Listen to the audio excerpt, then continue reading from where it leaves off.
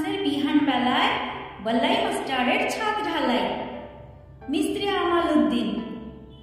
দিনটা ছিল ভালোই।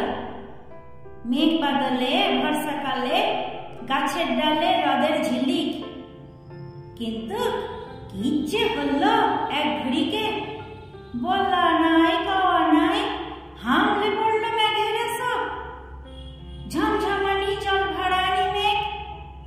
তখন তুলসী তলায় মাস্টার বাবুর মায়ের মানত, সত্যনারায়ণের সিন্নি আর হরিণ লুঠের বাতাসা।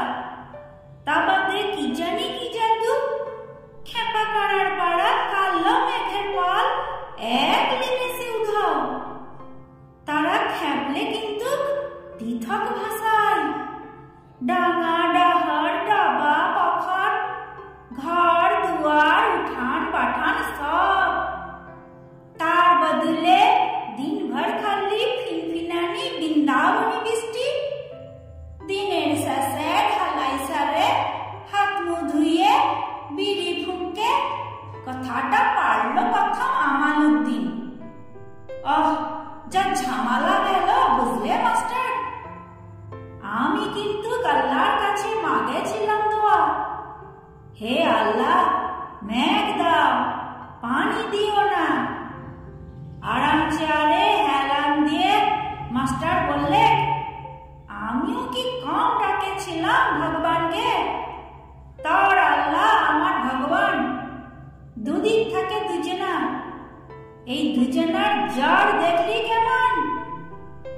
মিস্ত্রি আমাল উদ্দিন কাঠ মুখ্য মানুষ, তবু কথার উপরে কথা বলা তার বহুত কালের অভ্যাস। সে বললে, দুজনা কোথায়? মাস্টার তুমি দুজনা পারলে কোথায়? উপরওয়ালা তো এক জানাই, তোমাদের ভগবান আর আমাদের আল্লাহ। তারা আবার দুজনা কখন হল রে? তারা আবার দুজনা হল কখন? এতক্ষণ শুনছিলেন কবি দেবব্রত সিংহর আঞ্চলিক কবিতা মাস্টার। কণ্ঠে আমি জয়শ্রী। নমস্কার।